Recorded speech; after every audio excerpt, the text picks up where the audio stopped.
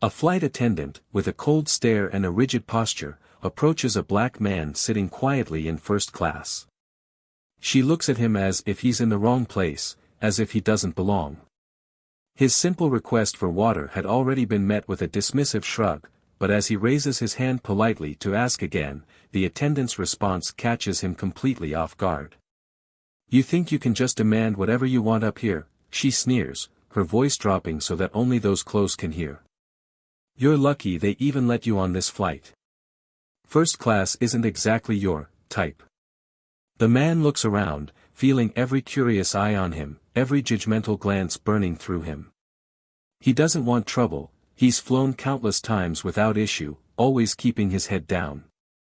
But there's something different this time, something unspoken but loud in the woman's tone, in the way she towers over him with a smug grin. When he asks for water again, keeping his voice calm and steady, she rolls her eyes and disappears down the aisle. Moments later, she returns with a cup of water, boiling hot, and, with a sickening grin, tosses it right onto his face. The sharp, scalding pain is immediate, but even worse is the humiliation. Gasps ripple through the cabin as he clenches his fists, his face burning from the water and the shame. A voice from across the aisle whispers, "Isn't he going to do something? Is he just going to sit there and take that?" But he does nothing. At least, not yet. The flight attendant smirks, clearly pleased with herself. She pats her uniform, casting a disdainful look over her shoulder before striding back down the aisle. She must think she's won, that she's successfully put him in his place. But as the plane continues its journey, whispers fill the cabin. "Did you see what just happened? How can they let her get away with that? He didn't deserve that." Passengers are divided, some outraged, others silent. Yet the man remains calm, wiping his face quietly, his expression unreadable. Inwardly, he's seething, not just from the pain but from years of silent, accumulated frustration.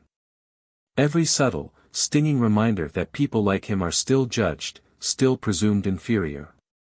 And here he is, treated with disdain even in a seat he paid for, in a class he belongs in. As the plane flies over city lights and endless clouds, a new question emerges: who really holds the power here? The passengers exchange glances, some even fidgeting with unease as if sensing they're on the edge of something far bigger than a mere flight. The crew has no idea who he is, no idea that the man they just insulted, humiliated, and assaulted is not only a passenger but someone with influence far beyond what they could imagine. He could upend their entire careers with a single word, make the entire industry aware of this incident, yet he says nothing. He waits, letting each second simmer with silent tension. And as the plane's destination draws closer, the suspense hangs thick in the air. Everyone on board senses it, that this isn't over, that something is about to happen that they won't soon forget. The flight attendant, blissfully unaware of the storm brewing right under her nose, resumes her duties, her eyes still flashing with satisfaction. She has no idea that she's standing on the edge of her own undoing, that the man she just tried to put down has the means and the will to turn this entire experience into a lesson she'll never forget. But what will he do? What will a man pushed to the brink, humiliated in front of strangers, choose as his next move? At Plough of Twist, we believe everyone deserves respect, dignity, and fairness. Racism has no place here, or anywhere. To all our viewers, especially our Black community, know that we stand with you, and this story is a reminder that justice and self-worth will always prevail in the end. Enjoy the journey of this story, and remember to subscribe for more twists that bring powerful lessons to light.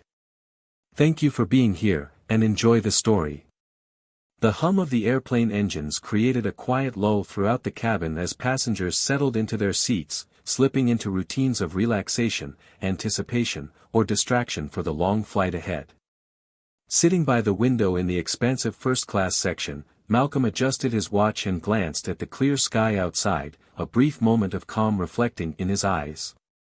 He was a tall man with a quiet, dignified presence, his expression one of calm focus. Everything about him, from his reserved demeanor to his choice of seat, was deliberate, refined, and meticulously thought out. Malcolm was a man who didn't leave room for mistakes, a man who lived with intention. Years of hard work had led him to this place. Malcolm was the founder of a highly successful tech company, a business that had started with just an idea in his small apartment and grown into a powerhouse, spanning multiple continents. He knew what it meant to struggle, to make do with very little, to overcome barriers set by others who couldn't see beyond his skin color. In the world he moved through, he was often the exception, the face in boardrooms, conferences, and luxury flights that others did not expect to see. Yet, he belonged, fully and unquestionably, in each of these spaces he had fought so hard to reach. And he'd paid his dues, with long hours, with sweat and strategy, with tenacity that no one could take from him. First class wasn't just a privilege, it was a symbol of his journey. As he reached into his bag for a document, he was greeted by the sound of approaching footsteps. It was Clara, a middle-aged flight attendant with sharp, discerning eyes and a strict expression that seemed out of place in the gentle ambience of the cabin. She moved with an air of authority, her gaze scanning over each passenger with a detached sort of scrutiny. Clara had worked in first class for over a decade and was known among the crew for her high standards and rigid adherence to her idea of protocol. She prided herself on running a tight ship, ensuring every detail was perfect and every passenger conducted themselves with what she deemed appropriate behavior. But beneath her polished exterior, Clara held a quiet, bitter resentment. She'd spent her life dreaming of exploring the world, of visiting places, meeting people, and living a life of elegance and sophistication. But as years passed, that dream morphed into a demanding, repetitive job, one where she served strangers she'd never see again, who often regarded her as just part of the background. Now, in her mid-50s, she felt she was stuck, that her life had somehow settled into a rut she hadn't planned. And that resentment was sometimes directed at passengers who, in her view, didn't fit the image of those who belonged in first class. Clara's eyes briefly scanned Malcolm, and something in her gaze hardened. In her mind, Malcolm didn't look like the typical first-class passenger she was used to. He was dressed impeccably, a tailored blazer, polished shoes, and an understated watch that glinted in the cabin's light. But still, there was a nagging feeling that, somehow, he was out of place. She had served countless high-profile guests, business tycoons, politicians, celebrities, and, to her, Malcolm didn't seem to fit the mold, no matter how well-dressed or composed he appeared. Malcolm noticed her watching him, a slight frown tugging at the corner of her mouth as she turned and busied herself with serving other passengers. He let it go, accustomed to the glances and the unspoken judgments that often followed him in exclusive spaces. But as he observed Clara moving through the cabin, her body language stiff, her tone overly formal with certain passengers, he sensed something unsettling in her demeanor. Minutes later, as the flight reached cruising altitude, Malcolm leaned over, pressing the call button for water. A simple request, one that would usually be met with an efficient smile and a glass of cool, refreshing water. Clara appeared beside him a moment later, her gaze cold and unreadable. "Yes?" she asked, her voice clipped. "Could I have a glass of water, please?" Malcolm asked politely, his tone calm, a slight smile on his face. Clara nodded curtly, but there was no warmth in her eyes. She disappeared down the aisle and returned a few moments later, placing a lukewarm cup of water on his tray with barely a glance in his direction. Malcolm looked down at the water, feeling the initial prick of irritation. It was an unnecessary gesture, a small but pointed reminder that she hadn't extended the courtesy of a simple chilled glass as she had with other passengers. But he said nothing, choosing to sip the water without protest. The last thing he wanted was to cause a scene or draw attention. After all, he was used to letting these moments slide, to focusing on what mattered and leaving small, petty slights behind. Yet Clara, it seemed, wasn't satisfied with his quiet response. She hovered nearby, watching him from the corner of her eye as she moved to assist other passengers. Each time he glanced her way, she met his gaze with a pointed look, her lips pressing into a thin line as if daring him to challenge her behavior. Time passed, and Malcolm busied himself with his work, choosing to ignore Clara's increasingly evident disdain. But the tension was building, the air around him thickening with each dismissive look, each pointed gesture. It was a feeling he knew too well, the quiet, pervasive sense of being judged, of being sized up and found wanting by someone who believed they were superior. Eventually, as the flight wore on, Malcolm grew thirsty again. This time, he decided to approach the situation with patience, hoping a second request might be met with more respect. He raised his hand, catching Clara's attention. "Excuse me, could I please get another glass of water?" he asked, his tone courteous. Clara looked at him, an almost imperceptible sneer crossing her face. She gave a tight nod and walked away without a word, disappearing once again down the aisle. Malcolm watched her retreating figure, a faint unease prickling at him. It was a simple request, just water. But the hostility in her gaze was unmistakable, each interaction revealing her growing contempt, her silent judgment that he didn't belong there. When Clara returned, it was with a different expression, one of barely restrained satisfaction. She held a new cup of water, but this time, as she handed it to him, she hesitated, her hand hovering as her eyes locked onto his with a strange, unsettling intensity. "Here you go," she said, her voice dripping with an edge of condescension. Malcolm reached for the cup, his hand brushing against the side of it, only to jerk back as he felt the heat sear his fingers. The water was scalding, far hotter than it should have been, and the realization dawned on him just as Clara released the cup. It tipped forward, splashing across his hand and onto his lap, the heat stinging his skin in sharp, hot bursts. There was a collective gasp from nearby passengers as Malcolm sat back, stunned by the sudden rush of pain and humiliation. He looked up at Clara, who wore a barely disguised smirk, her eyes gleaming with a strange sense of triumph. "What's the matter?" she asked, feigning innocence. "Didn't expect a little heat, did you?" He swallowed, the anger boiling up inside him, tempered only by years of learning to keep his composure, to let slights like these pass in silence. His hand burned, his pride stung even more, but he forced himself to breathe, to keep his gaze steady as he looked up at her. And as Clara walked away, a trace of smugness still lingering in her posture, Malcolm sat in silence, his mind turning, the sting of the water forgotten in the face of something far more powerful, a growing sense of resolve. He could see the shocked expressions of those around him, the murmurs spreading through the cabin. Clara might have thought this was over, that she'd put him in his place, but Malcolm knew otherwise. The slight was far from forgotten, and as the plane continued its steady journey, an idea began to take shape, one that would turn this flight into an unforgettable lesson. A subtle, almost imperceptible change washed over his expression, his focus shifting, the hurt fading to reveal something else entirely, something that would leave a lasting impact on every single person on board. And for Clara, the journey was only just beginning. Malcolm sat quietly, his hands still stinging, the faint ache a reminder of the moment Clara's hostility had crossed a line. Around him, murmurs floated through the cabin, whispers that he caught in pieces. "Did you see what she did? How could she? Someone should say something. He doesn't deserve this." But no one dared speak up openly. Clara moved up and down the aisle, her expression unreadable now, though her eyes occasionally darted back to Malcolm's seat, as if daring him to react. A couple of the flight attendants, visibly uncomfortable, avoided her gaze, some glancing at Malcolm with expressions of unease and apology.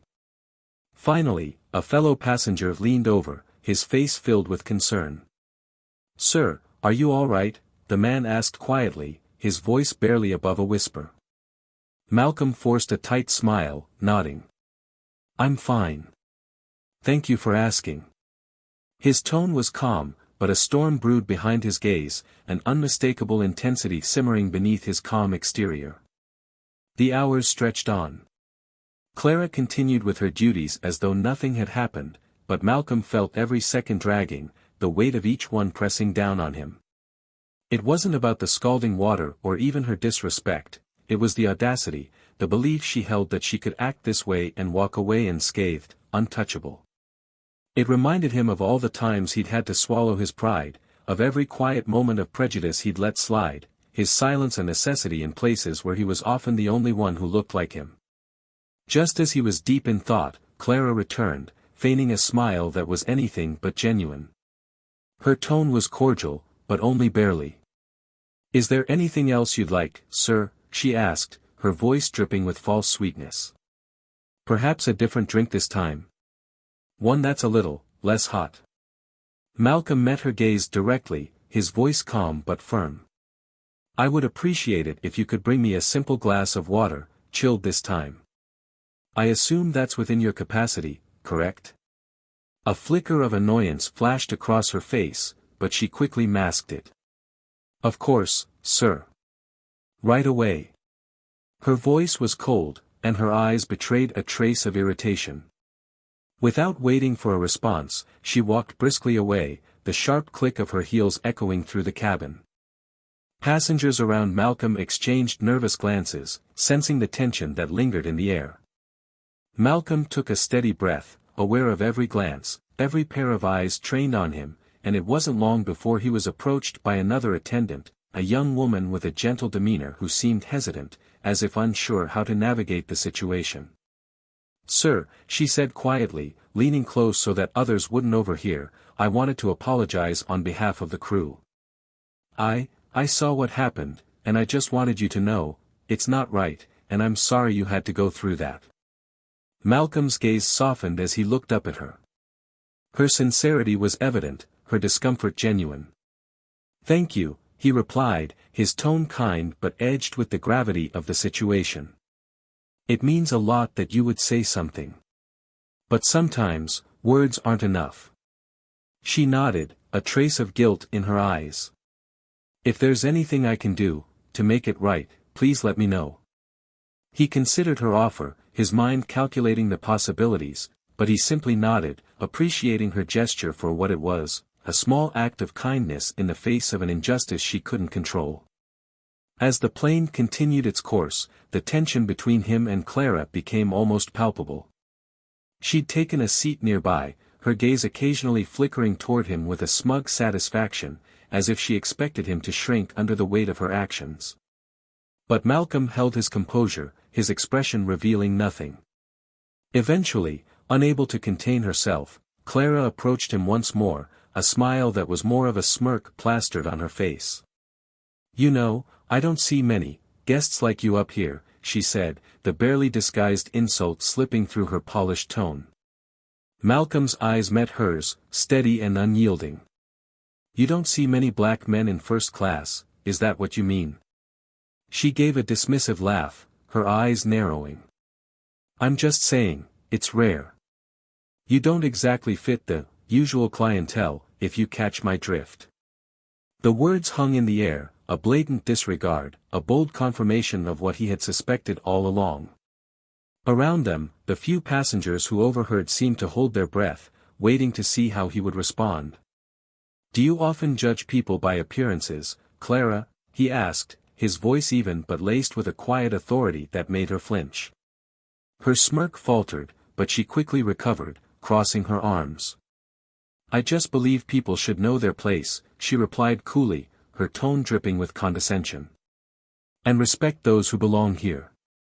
Malcolm's jaw tightened, but he forced himself to relax, the urge to respond clouded by the knowledge of what was at stake.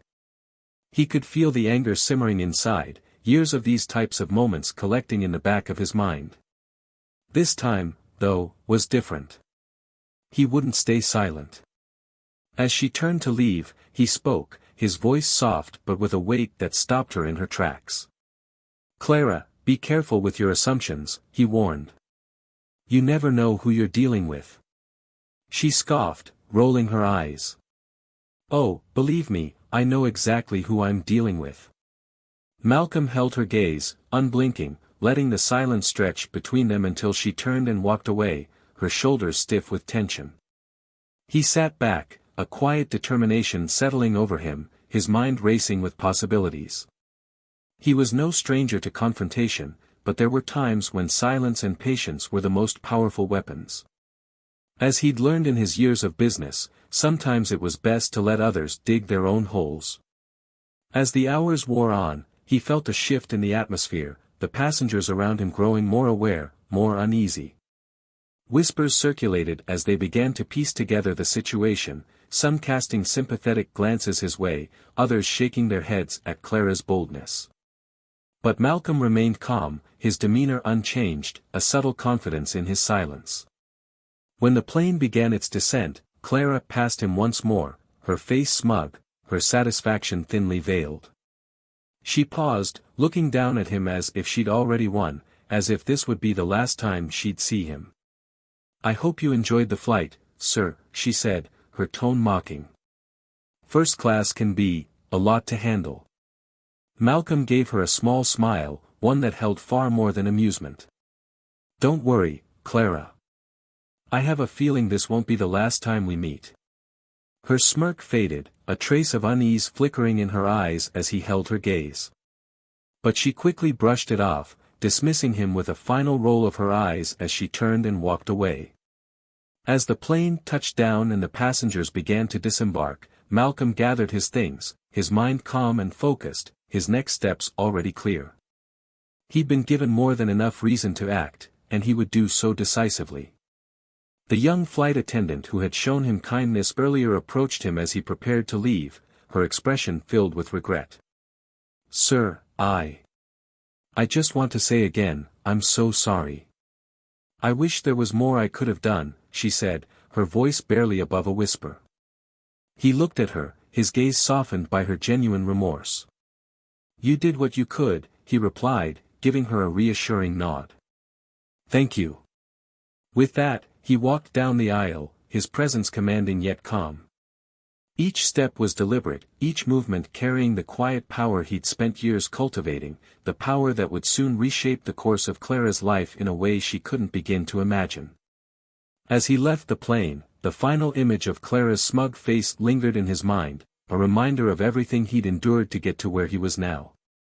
And as he stepped into the bustling airport, his path was clear. Clara had no idea who she had just dismissed, no clue that her small moment of satisfaction would soon come crashing down, taking with it the assumptions and prejudices she'd clung to for so long. And Malcolm? He had only begun to reveal the extent of his influence. As the plane taxied to the gate, Malcolm remained seated, allowing the other first-class passengers to exit before him. The flight attendants, including Clara, had gathered near the front, their expressions shifting between professional smiles and weary fatigue from the long flight. Clara herself looked as if she were on the edge of another smug grin, her eyes darting toward him now and then, clearly expecting him to leave in silence, to disappear without making waves. Malcolm stood, adjusting his jacket, and moved toward the exit with a calm, calculated pace.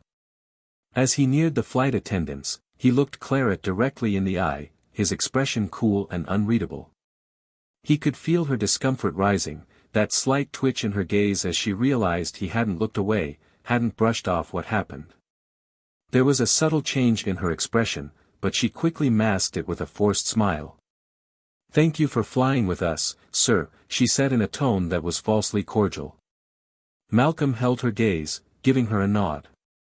"The pleasure was all yours," he replied quietly, his voice steady, laced with a calm authority that only seemed to unnerve her more.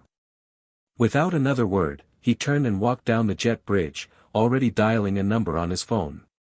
His steps were steady, deliberate, each one carrying a weight that hinted at something far more than a simple exit. By the time he reached the bustling airport, the call had connected, and a familiar voice answered on the other end. "Mr. Scott," his assistant's voice chimed with a tone of relief, "everything is prepared as you requested." "Good," Malcolm replied, his voice calm, but with a sharp edge. "Make sure all the necessary parties are informed. I want this handled professionally, but swiftly." "Yes, sir," she confirmed without hesitation. "I'll see you in the conference room shortly." He ended the call, his expression set, his focus unshakable. With a purposeful stride, he made his way through the airport, the crowds parting almost instinctively around him, as if sensing the gravity that surrounded him. The boardroom he had requested was only a short distance from the gate, a private space his company often used for impromptu meetings while traveling. As he entered, his assistant greeted him, handing him a set of files, her expression professional but filled with a quiet understanding of the gravity of the situation. "Everyone is on standby, Mr. Scott," she said. "The legal team, HR, and even the public relations department." "Excellent," Malcolm replied, taking a seat at the head of the conference table. "Let's proceed with the plan."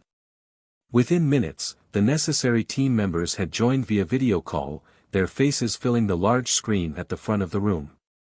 Each one appeared attentive, some even a bit tense as they prepared for what was evidently going to be a significant meeting. Malcolm wasted no time, his voice calm but charged with the weight of what he was about to unveil. "Thank you all for joining on such short notice," he began. "I encountered a situation during my flight today that demands immediate attention. An employee of ours displayed behavior that, quite frankly, is unacceptable by any standard, particularly those of this company." His words settled over the room with an unmistakable gravity, the silence that followed reflecting the team's shared understanding of the seriousness of the matter. "Was this involving Clara?" one of the HR representatives asked tentatively, her expression carefully neutral. Malcolm's gaze sharpened. "Yes. Clara Jennings. A flight attendant who appears to have forgotten the core values we uphold.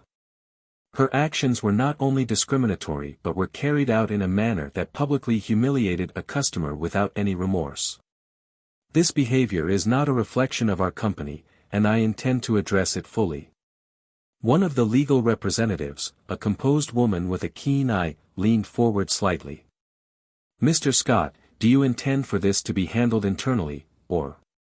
"This needs to be thorough," Malcolm replied, his tone resolute. "We need to send a message, both internally and externally, that such actions have no place here. I expect full cooperation in ensuring this situation is handled with the utmost professionalism." As the team discussed the logistics of the action plan, Malcolm's mind returned to the incident itself, each moment replaying in his memory with vivid clarity. Clara's smirk, her mocking tone, the way she had disregarded him with such audacity, all of it fueling his determination to set a precedent.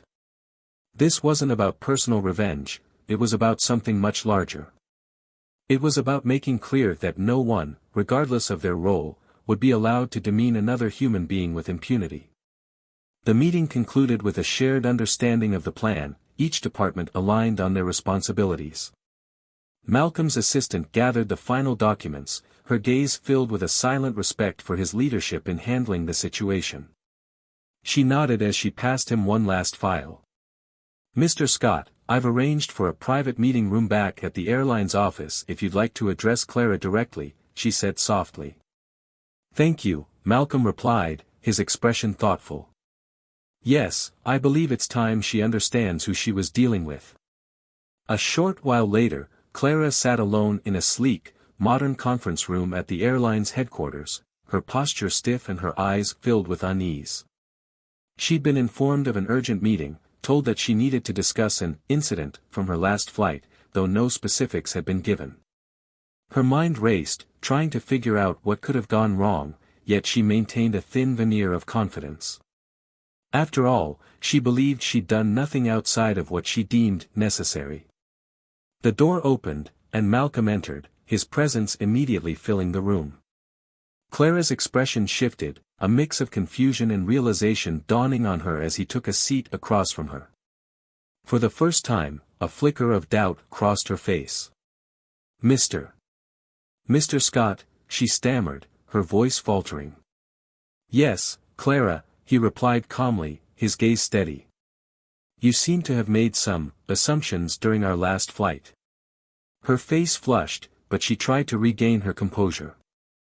"Sir, I had no idea you were the owner," he interrupted smoothly, his tone controlled.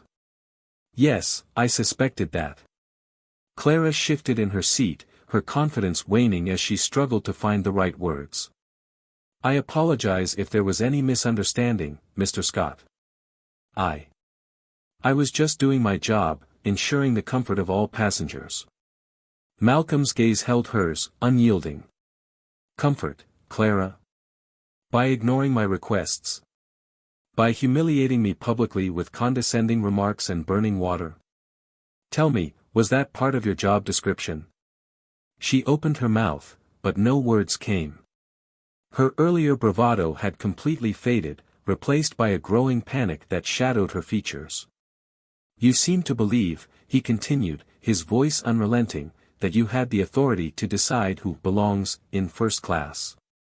That you could judge based on appearance alone. Clara swallowed, her voice dropping to a whisper.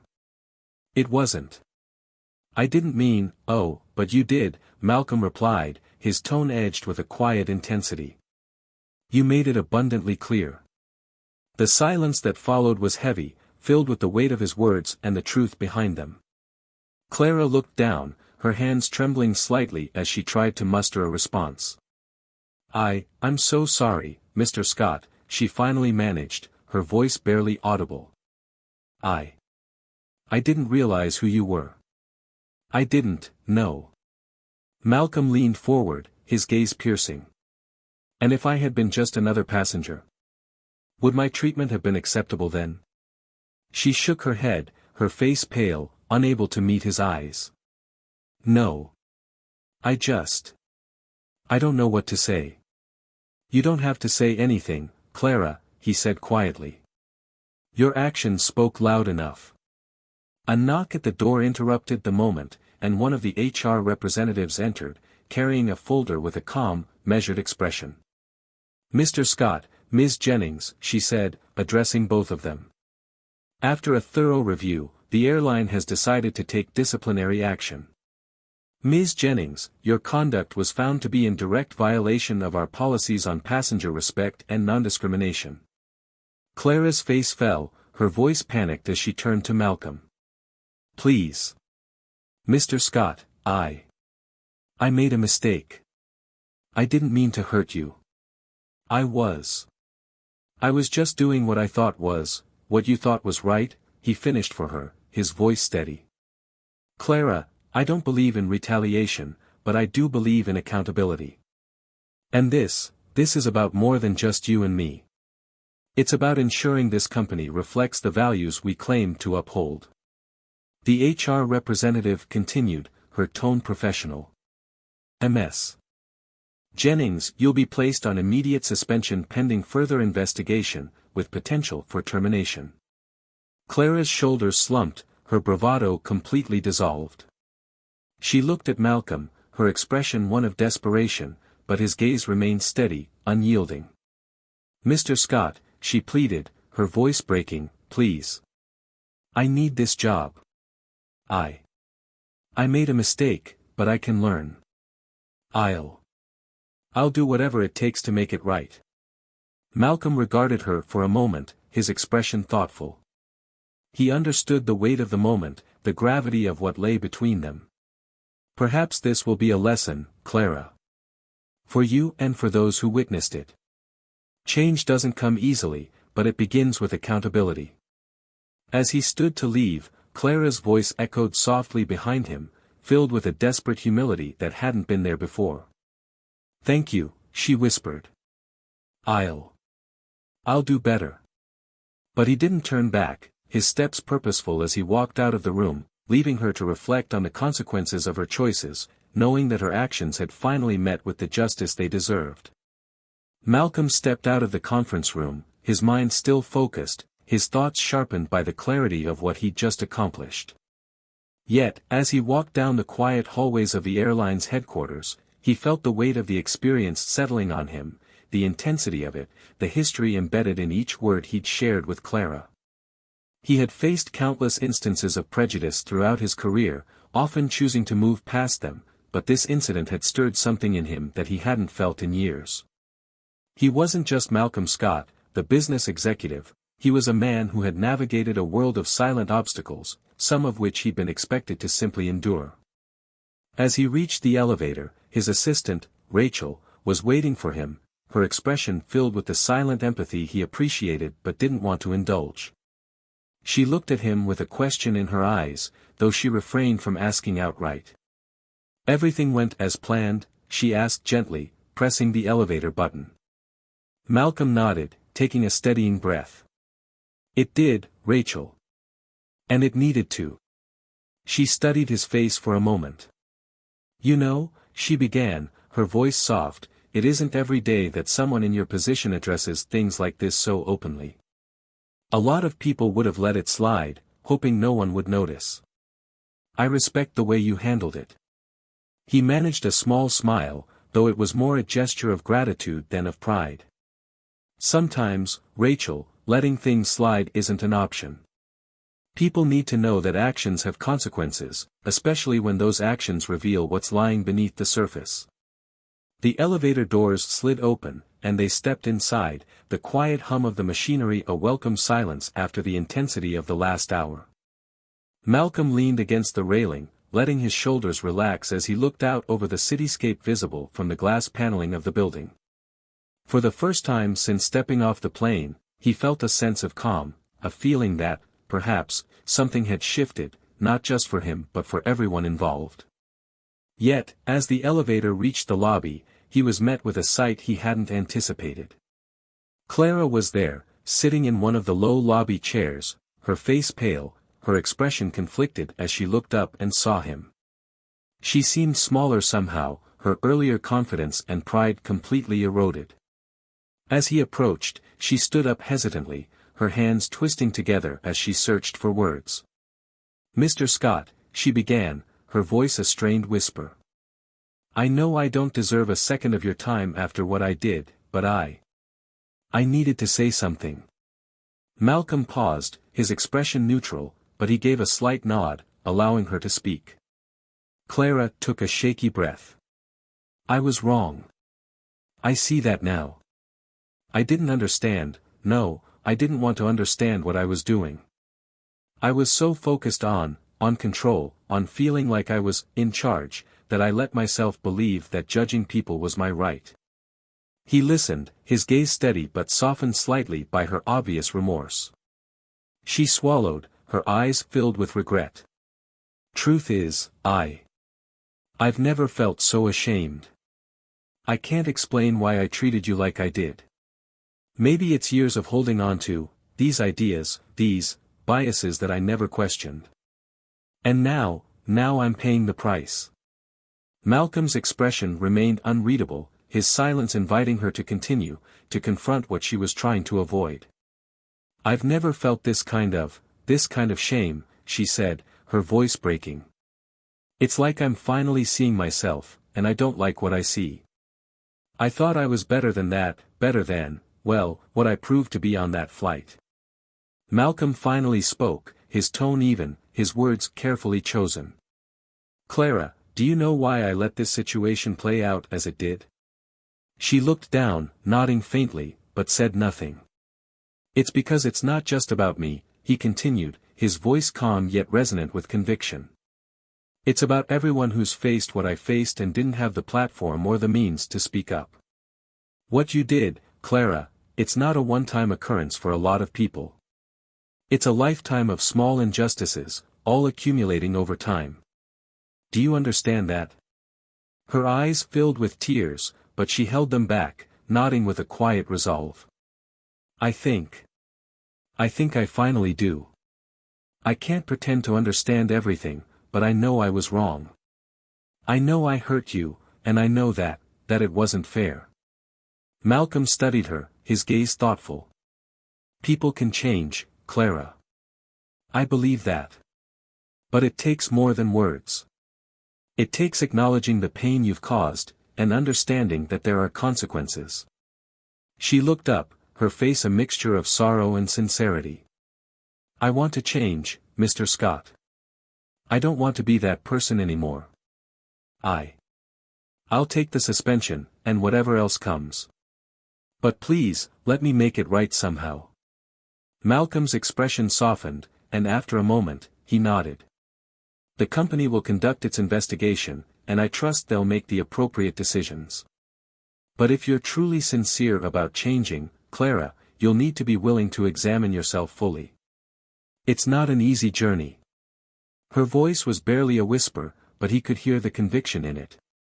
I'm ready to do that. Whatever it takes.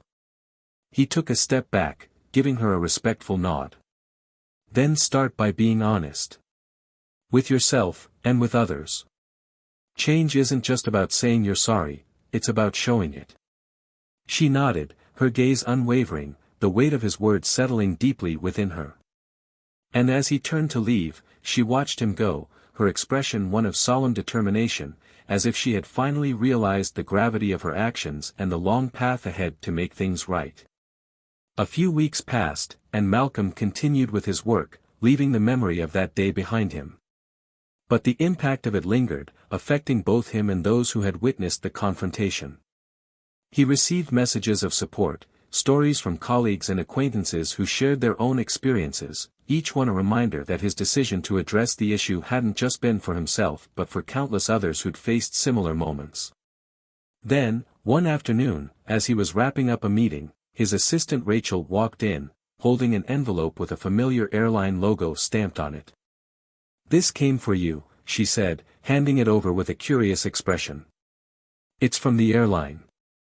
Malcolm took the envelope, his brow furrowing as he opened it.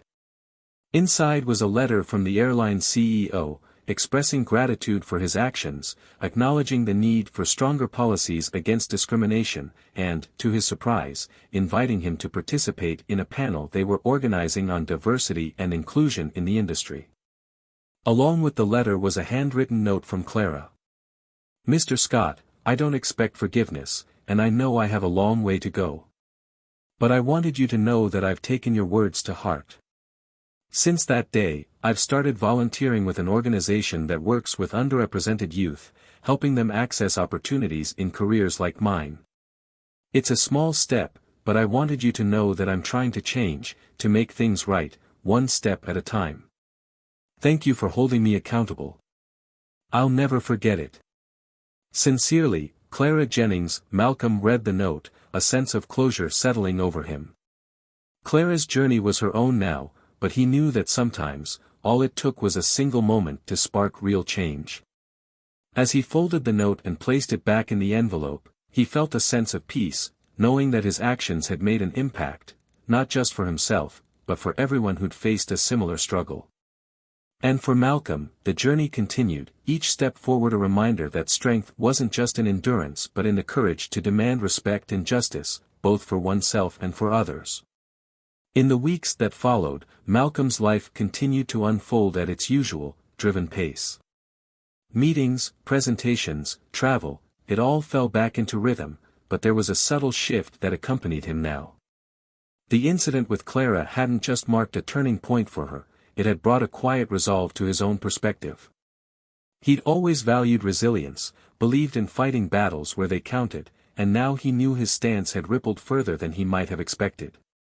One afternoon, while he was in his office reviewing quarterly reports, Rachel knocked and entered, her expression serious yet calm. "Malcolm," she began, pausing slightly as if carefully choosing her words, "I've received a message from Clara Jennings." Malcolm looked up, surprised. He hadn't expected to hear from her again so soon. He'd given his counsel, witnessed her remorse, but had left her to walk the path she'd promised to follow. "She didn't contact me directly, but her message reached the company's main office," Rachel explained, handing over a printed email. "She's asking if she can speak with you personally, if you'd be willing." Malcolm took the paper, skimming over the message. Clara's words were humble, respectful, yet filled with a new depth he hadn't seen before.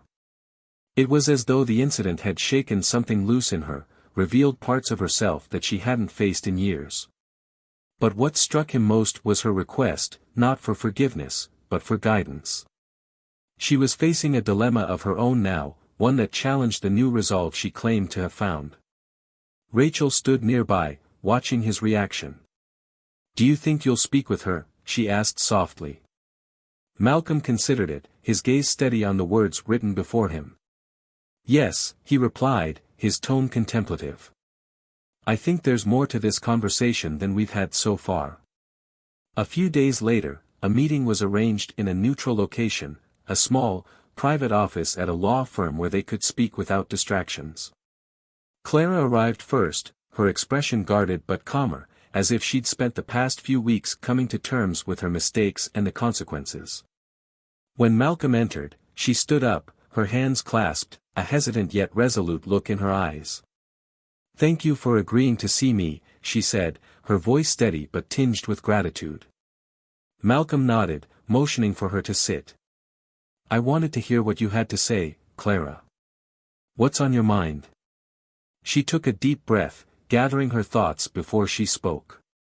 "After everything that happened, I've been doing a lot of thinking, examining myself, like you suggested. And I've tried to start making things right. I joined a program working with underrepresented youth, and I've been learning more about the things I'd taken for granted, about perspectives I never thought to consider." Malcolm listened intently, observing the way her demeanor had shifted since their last encounter. The defensiveness was gone, replaced by a humble openness, a willingness to own her mistakes fully. "I thought," she continued, her gaze focused and serious, "that I was just doing my job, that I was maintaining order, but now I see how deeply ingrained my judgments were. How I assumed things about people without questioning my own biases." Malcolm nodded thoughtfully. "It's one thing to see those biases, Clara. It's another thing entirely to act on them. So, what's troubling you now?" She hesitated, her eyes dropping for a moment. "I've come to realize how hurtful my actions have been, not just toward you but toward others over the years. And now, I'm faced with the question of what it means to truly change. I've committed to this new path, but I don't want it to be just a surface change. I want to understand what it really means to make amends." Malcolm regarded her with a steady gaze, allowing the silence to settle between them before he spoke. "Change is a long journey, Clara. It's not about doing one thing to fix the past. It's about consistently choosing to confront those biases each day, to recognize them when they appear, and to respond differently. But there's also a part of you that has to acknowledge that the hurt caused may not disappear just because you've changed." Her expression tightened, a look of quiet resignation crossing her face. "I understand that now," she replied softly. "And I don't expect anyone to forgive me just because I've had a change of heart. But what about those I've hurt? How can I ever make things right?" Malcolm leaned back, his gaze thoughtful. "Making things right isn't about clearing your conscience. It's about giving back, creating opportunities for others who may have faced the same barriers you once enforced. But it also means accepting that some people may not want your help, and you have to respect that." She nodded, taking his words in with a heavy heart. "It's a difficult reality to face," she admitted. "Realizing that I might never be able to undo the harm I caused." Malcolm offered her a reassuring look. "True accountability is hard, Clara. But each small step you take in the right direction makes a difference, even if it's not seen by everyone. Change has a way of rippling outward, affecting others in ways you may never realize." Clara's expression softened, gratitude evident in her eyes. "Thank you, Malcolm. I know it's not your responsibility to guide me through this, but it means a lot that you're willing to share your perspective. I see now that I was so focused on control, on my own expectations, that I lost sight of the humanity in others." Their conversation continued, the two of them exploring the complexities of prejudice, forgiveness, and change, each word drawing out the shared human experience between them. Clara spoke of her past, her upbringing, her narrow worldview, the way she had clung to a rigid sense of order in a chaotic world. For her, control had become a defense mechanism, a way to create structure, but it had come at a cost. Malcolm, in turn, shared pieces of his journey, the silent obstacles, the moments he had pushed through, the battles he had fought not with rage but with quiet resilience. When the conversation finally reached its natural close, Clara looked at him, her face softened by a newfound understanding. "Thank you," she said once more, her voice filled with sincerity. "You've given me a lot to think about, Anne. I don't take it lightly." Malcolm nodded, his gaze steady. I'm glad you're taking it seriously. Change doesn't happen overnight, Clara. It's a commitment you'll have to keep making, even when no one else is watching. She gave a small, understanding smile, and with a respectful nod, they stood and parted ways, each leaving the room with a quiet sense of resolve. In the weeks that followed, Malcolm continued to see small ripples of change in his professional world. The airline began implementing new policies aimed at creating a more inclusive environment, and diversity training sessions were introduced as a standard practice for all employees. He heard from colleagues who expressed their gratitude, some sharing their own stories of prejudice, moments they'd endured in silence, grateful that someone had finally taken a stand. One day, as he was returning from a business trip, he found himself seated in first class once again, a quiet satisfaction accompanying him as he settled into his seat. The flight attendants moved about the cabin, greeting passengers, helping them with their bags, and setting up the meal service with a practiced grace. Malcolm watched with a sense of calm, noticing how each one interacted with the passengers, each gesture respectful, their attentiveness genuine. To his surprise, one of the attendants who passed by him was Clara. She moved with a quiet, professional demeanor, her focus entirely on her work, though she carried herself with a newfound humility that Malcolm hadn't seen before. As she noticed him, her eyes widened slightly, but she composed herself, offering him a respectful nod. "Mr. Scott," she greeted softly, her voice carrying a tone of genuine respect. "It's good to see you."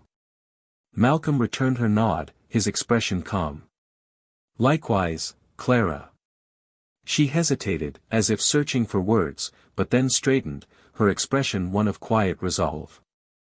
"If there's anything you need during the flight, please don't hesitate to let me know." He met her gaze, a slight smile on his face. "Thank you, Clara. I appreciate it." She moved on, her posture relaxed, her interactions with other passengers carrying the same sense of respect she'd extended to him. And as the flight progressed, Malcolm observed the subtle transformation in her, her approach to each passenger marked by a careful attentiveness, a respect that seemed to come from a place of sincerity. Later, as the plane began its descent, Clara returned to his seat, her expression calm but thoughtful.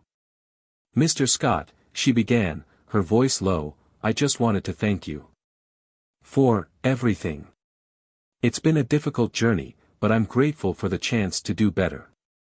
Malcolm nodded, his gaze kind but steady. "I'm glad to see you're taking this seriously, Clara. It's not an easy path, but it's worth it." She looked down, a faint smile on her face. "I've come to realize that. Thank you for holding me accountable. It was a hard lesson, but one I needed." As the plane touched down, Clara gave him a respectful nod before moving on, her expression one of quiet determination. Malcolm watched her go, a sense of closure settling over him. The journey had been unexpected, challenging, and at times painful, but he knew that it had sparked a change, not just in Clara, but in himself and those around him. And as he stepped off the plane, he felt a renewed sense of purpose, knowing that sometimes, the most profound transformations come not from grand gestures, but from the quiet resolve to confront prejudice with dignity, to face each challenge with the strength to demand respect, and to remember that every choice made in the face of adversity holds the power to inspire others. As he walked through the airport, a sense of peace settled over him. The journey wasn't over, but he knew he had left an indelible mark, one that would continue to ripple outward, reaching those who needed it most, showing that change, though difficult, was always possible. As Malcolm returned to his life and work, the transformation he had initiated lingered like a quiet ripple, reaching beyond him, spreading through the airline industry, and beyond. The incident with Clara, once so personal and raw, had grown into a catalyst for change, both within himself and in the world he influenced. News of the airline's updated policies, emphasizing inclusivity and respectful treatment of all passengers, was soon covered by the media. The airline, rather than viewing the incident as an isolated occurrence, had committed to deeper reforms, setting a precedent that other companies began to follow. For Clara, the journey of change continued. She remained suspended during the investigation, but she took Malcolm's advice to heart, immersing herself in work that confronted her prejudices head-on. Volunteering with underrepresented youth, she shared not only her experiences but her newfound understanding of what it meant to truly respect others, to see them beyond stereotypes. It was an uncomfortable process, filled with difficult truths and humbling realizations, yet each step was a testament to her commitment to change. She understood that forgiveness from those she had wronged might never come, but she no longer sought it for herself. Instead, her focus was on becoming someone worthy of forgiveness, someone who lived her values through actions, not just words. Months later, she was called back to the airline for a final meeting. She arrived uncertain, her heart heavy with both dread and resolve, unsure of what to expect. She prepared herself to accept any outcome, understanding that her journey might not include returning to the career she'd once known. When she sat down with the airline executives, they informed her of her permanent dismissal, explaining that while they respected her efforts to change, her actions on the flight had left a lasting mark on the company's reputation. Clara accepted the decision with grace, her humility evident as she thanked them for the opportunity to learn and grow, even if it meant starting fresh. She left the airline that day with a new sense of purpose, vowing to continue her journey, even if it meant taking a different path. Her fall from grace was a reminder of the cost of unchecked prejudice, yet her resolve to build something new became an unexpected source of inspiration. People who had witnessed her efforts began to see her not as the person she once was, but as a testament to the difficult, relentless process of personal accountability. As for Malcolm, his influence only grew. Invitations flooded in to speak at conferences, to share his perspective on resilience and the power of standing up against discrimination. His story became one of quiet strength and dignity, a narrative that resonated with many who'd faced their own silent battles. Yet, for Malcolm, it was never about the public recognition, it was about making a difference, about using his voice to inspire others to find their own. Then, during one of his speeches, Malcolm noticed a familiar face in the crowd, Clara. She listened intently, her expression reflective, a slight smile on her lips as she took in his words. After the event, she approached him, gratitude in her eyes. "Mr. Scott," she said, her tone respectful, "I just wanted to thank you, once again. That day, it changed my life. I'm not the person I was then, and for that, I have you to thank." Malcolm nodded, his expression warm but tempered with quiet wisdom. "Clara, the credit is yours. Change is never easy, and you chose to walk that path yourself. I just helped you see what was already inside you." She looked down, her smile growing. "I don't think I ever saw it that way. But thank you. I hope that wherever I go next, I can make a difference, just as you have." They parted with a mutual respect that had grown from a place of conflict to one of understanding, each recognizing the transformation that had taken place. Malcolm's influence continued to reach those who needed it, his legacy not just one of personal success, but of social impact, of quiet strength that spoke louder than words. As Malcolm continued to inspire others, his message resonated across boardrooms, classrooms, and auditoriums, reaching people of all backgrounds, all journeys. His ability to turn a moment of adversity into a platform for change became his hallmark. His story was no longer simply about overcoming discrimination, it was a powerful reminder that resilience and dignity could lead to transformation, not just for oneself, but for society as a whole. Malcolm Scott had become more than a business success, he was a voice for those who often went unheard, a symbol of strength in the face of adversity. His choices had shown others the importance of standing up for respect, of demanding the dignity they deserved, regardless of what obstacles stood in their way. His influence extended beyond him, a legacy of integrity that would inspire others for years to come. Think about Malcolm's journey and the quiet strength he displayed. His response to Clara's prejudice was a reminder that we don't need to raise our voices to be heard. Sometimes, the greatest power lies in standing firm, in knowing our worth, and in choosing to confront injustice with dignity rather than vengeance. This story shows that change doesn't always come in grand gestures, it begins with small acts of respect, with each moment we choose to treat others as equals. Malcolm's resilience, his choice to confront Clara not with anger but with accountability, made a difference, not only for him but for countless others who might have stayed silent. What would you do in a similar situation? Would you choose to confront injustice quietly, or would you raise your voice? And if you were Clara, would you have the courage to acknowledge your mistakes and take the path of true change? Reflect on your own journey, on the ways we all impact those around us, even in the smallest of moments. If this story resonated with you, if it made you think about the choices we make each day, then consider joining us here on Tales of Twist for more stories that challenge, inspire, and remind us of our shared humanity. Subscribe to stay with us on this journey of reflection, courage, and powerful transformations. Thank you for being part of our story today.